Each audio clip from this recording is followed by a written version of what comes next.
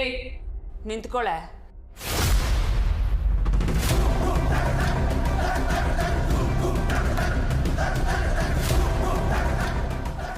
ಏನಾಯ್ತು? ಎಲ್ಲರೂ ಯಾಕೆ ಹೀಗೆ ನೋಡ್ತಾ ಇದ್ದೀರಾ? ಶ್ರಾವಣಿ, ಸಂಯುಕ್ತನ ಯಾರೋ ಕಿಡ್ನಾಪ್ ಮಾಡಿದಾರಂತೆ.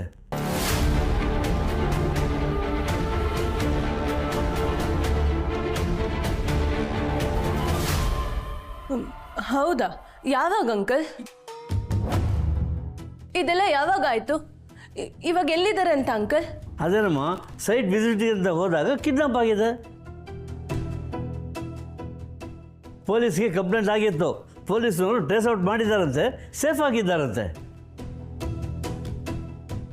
ಅಭಿ ತುಂಬ ಕಷ್ಟಪಟ್ಟು ಪೊಲೀಸರ ಜೊತೆ ಸೇರಿಕೊಂಡು ಸಂಯುಕ್ತನ ಹುಡುಕಿದ್ದಾನೆ. ಇವಾಗ ಮನೆ ಕರ್ಕೊಂಡು ಬರ್ತಾ ಇದ್ದಾರಂತೆ.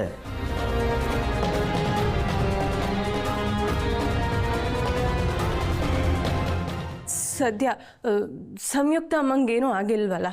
ನಿನ್ನ ರಿಯಾಕ್ಷನ್ಗೂ ನಿನ್ನ ಮಾತಿಗೂ ಒಂದಕ್ಕೊಂದು ಸಿಂಕೆ ಆಗ್ತಿಲ್ವಲ್ಲ ಶ್ರಾವಣಿ?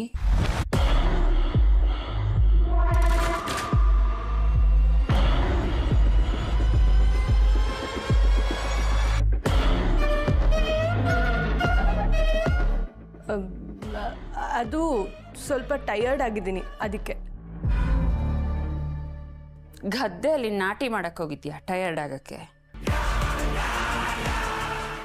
ಮಾಮ್, ಏನಿದು? ಏಯ್, ಅಲ್ಲ, ನೀವು ಪೊಲೀಸ್ ಥರ ಇನ್ವೆಸ್ಟಿಗೇಷನ್ ಮಾಡ್ತಿದ್ರಲ್ಲ, ಅದಕ್ಕೆ ಕೇಳಿದೆ. ಮನ್ವಿ, ಯಾರು ಬೇಕಾದರೂ ಮನೇಲಿ ಕೂತ್ಕೊಂಡು ಪೊಲೀಸ್ ಆಗ್ಬೋದು.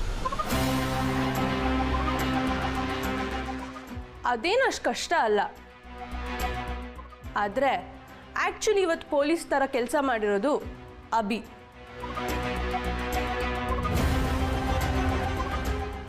ಅಂದರೆ ಏನಮ್ಮ ನಿನ್ನ ಮಾತಿನ ಅರ್ಥ?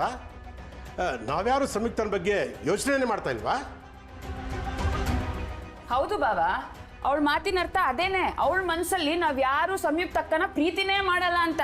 ಅವಳಿಗೇನು ಗೊತ್ತು ನಾವು ಸಂಯುಕ್ತ ಅಕ್ಕನ ಎಷ್ಟು ಪ್ರೀತಿ ಮಾಡ್ತೀವಿ, ಹಚ್ಕೊಂಡಿದ್ದೀವಿ, ಎಷ್ಟು ಡಿಪೆಂಡೆಂಟ್ ಆಗಿದ್ದೀವಿ ಅಂತ. ಮತ್ತೆ ಅವ್ರು ಕಿಡ್ನಾಪ್ ಆಗಿರೋ ಟೈಮಲ್ಲಿ ನೀವು ಮನೇಲಿ ಕುತ್ಕೊಂಡು ಏನು ಮಾಡಿದ್ರಿ?